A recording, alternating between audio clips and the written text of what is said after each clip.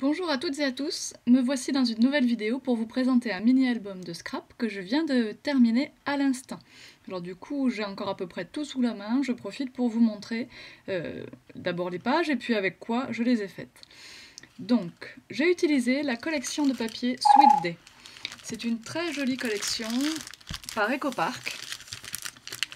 Voilà, donc vous avez dans ce kit en 12 pouces, 30 cm et demi par 30 cm et demi, toute une série de papiers recto verso, donc exactement 12 papiers recto verso, une planche d'étiquette contenant 2 alphabets, enfin ce sont des stickers et des petits éléments décoratifs, et une planche vraiment de décoration, donc pas des stickers, hein, pas autocollants. Donc là, vous avez vraiment le choix sur des couleurs très très douces qui passent vraiment aussi bien le printemps, l'été. Et après, on peut utiliser des encres vraiment, même en automne, on peut tout à fait utiliser. Il suffit d'assombrir un petit peu avec de la distress vintage photo, pourquoi pas. Alors j'ai en plus de cette collection de papier, utilisé des tampons. Alors dans la collection Artemio, j'ai utilisé ces deux séries avec à chaque fois des petits messages sympas pour agrémenter les photos. Voilà. J'ai utilisé des encres Distress parce que moi, je colore toujours les tranches de mes papiers. Je n'aime pas les tranches blanches. Donc là, en l'occurrence, j'ai utilisé Vintage Photo One Lipstick, qui est un rose très vif, et Victorian Velvet, une de nos préférées. J'ai également utilisé de l'encre en spray, un Glimmer Mist violet. Voilà, il s'appelle Timeless Lilac. J'ai eu besoin d'encre noire indélébile obligatoirement puisqu'on a le spray, il ne faudrait pas que ça fasse baver notre tampon. J'ai eu besoin à un moment donné de Glossy Accent. Voilà. J'ai eu besoin de quelques œillets également, donc bien choisis dans les couleurs. Voilà, donc j'ai pris des gros diamètres. Donc forcément, j'ai eu besoin de ma crocodile. J'aurais pas forcément utilisé celle-là, une classique aurait pu servir. Et puis j'ai utilisé un peu de ficelle. Voilà. J'ai utilisé bien sûr des tags, alors vous pourrez bientôt retrouver ces petits tags dans la boutique. Je vais pouvoir vous en découper un peu à la demande. Et puis j'ai utilisé des tabs, ça s'appelle des tabs, alors tout est en anglais, on continue. Donc les tabs, c'est pour faire un peu l'onglet. Hein, on peut le recoller ensuite sur un tag, pourquoi pas, on peut le coller au bord d'une photo, enfin voilà. Voilà pour, je pense à peu près tout le matériel que j'ai utilisé. Je passe évidemment, j'ai utilisé ma super colle à pointe fine, sinon ça aurait pas été normal. J'ai utilisé également la colle sèche Artemio, un prix défiant toute concurrence. Je rappelle à chaque fois que ce rouleau mesure 7 mètres de scotch double face, donc en dévidoir, et qu'il ne coûte que 3,10 €. Hein. Donc c'est assez rare de trouver des choses comme ça. Voilà, 3,10 € dans la boutique toutencolle.fr, vous le savez. Ensuite, je regarde mon matériel, mais c'est à peu près tout. J'ai utilisé un plioir, bien sûr, bon, des règles. Et puis le massicot, bien sûr, le massicot Fiskars, hein, qui sert vraiment, qui fait gagner un temps fou pour les découpes de papier. Donc je m'en suis servi également beaucoup. Ça va encore plus vite que le tapis de coupe. Voilà. Alors on passe à l'album. L'album, le voici. J'ai pas mis de titre et tout ça parce que moi je sais pas encore quelle photo je vais mettre. En fait, je vous avoue que j'adore faire des albums photos, mais je prends assez peu de photos. Et surtout, j'en fais encore moins développé. Donc je suis un peu à court de photos, je sais pas trop ce que je mettrai dedans. Voilà, donc j'ai pas mal d'albums comme ça qui sont finis mais qui restent vides.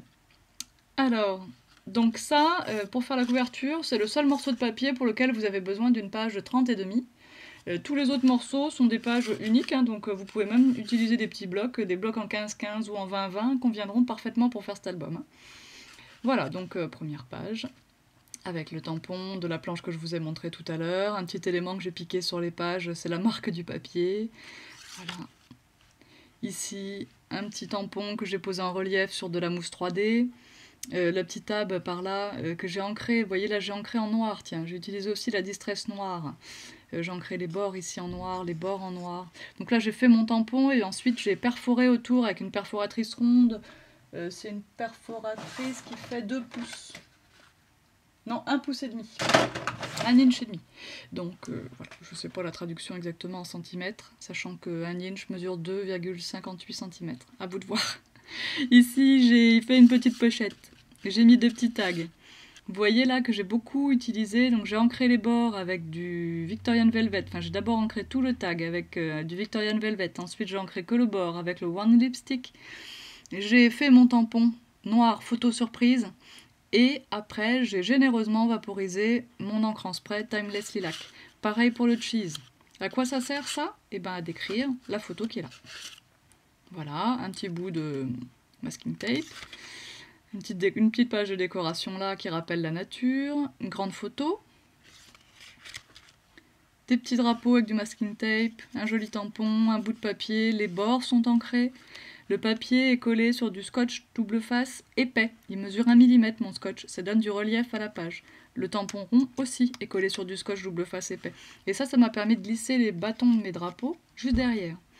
Ici, une photo, un tag, avec les fameux tabs que je vous montrais tout à l'heure, et puis j'ai perforé et j'ai mis un œillet, c'est plus joli. On tourne, un petit tab, une grande photo, ici de quoi mettre au moins la date de la photo, ici un petit tag joli avec un petit ruban, la ficelle qui rappelle la couverture. Là, j'ai voulu rappeler du violet, puisque j'avais utilisé pas mal de marron. Sur ce tampon, ici, j'ai coupé à la main, tout autour du tampon. J'ai fait mes petits pois à la main. J'ai mis mon encre Timeless Lilac en spray. Et puis par-dessus, pour que ça fasse vraiment une jolie finition, comme si c'était une petite déco que j'avais achetée, j'ai passé partout du Glossy Accent. Voilà, ça fait vraiment un effet glacé, c'est très joli. Hop. Donc là, c'est bien, parce que ça me fait en même temps un truc qui dépasse. Mais il est collé. Ici, une grande photo.